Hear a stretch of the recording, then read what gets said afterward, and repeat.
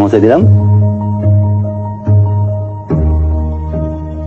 আমি ভয় পাচ্ছিলাম যে কেউ আমাকে চিনে ফেলে কিনা, বিশেষ করে তৎকালীন সরকার পক্ষে কেউ আমাকে চিনে ফেলে কিনা।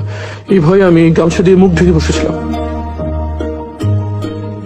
অনেকক্ষণ বসে থাকার পর যখন দেখলাম এক এক ওখানকার স্টাফরা আসছে, তখন আমি যে গার্ডের সাথে কথা বলার চেষ্টা করলাম। তখন গার্ডরা আমাকে চিনতে পারে নাই, এই জন্য আমি ঢুকতে পারিনি। তখন আমি আবার যে বসে থাকলাম মেন গেট খোলার অপেক্ষায়, অথবা কেউ পরিচিত আসবে এই অপেক্ষায় প্রায় 1 ঘন্টা বসে থাকলাম।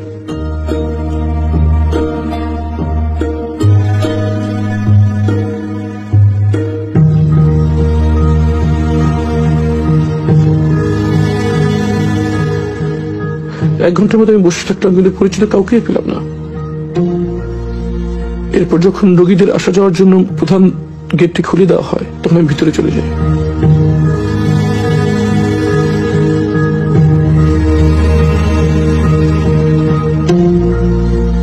মনের ভিতরে প্রচন্ড আশঙ্কা কাজ করছিল। আমার পরিবার কোথায় আছে, কিভাবে আছে, তারা কি জীবিত আছে? মনের ভিতরে ঝড় বয়ে যাচ্ছিল।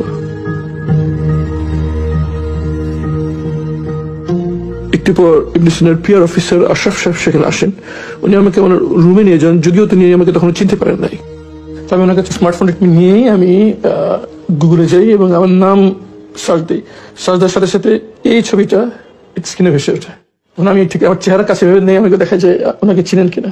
তখন সাথে সাথে ভাই আমাকে চিনতে পারে এবং কাউকে আপ্লুত হয়ে পারেন আর কি। কথায় কথায় তার কাছ থেকে আমি প্রথম জানতে পারি যে 5ই আগস্ট শেখ হাসিনা পালিয়ে গিয়েছে। আমি তো বিশ্বাসই করতে পারছিলাম না, আমার কাছে স্বপ্নের মতো মনে হচ্ছে।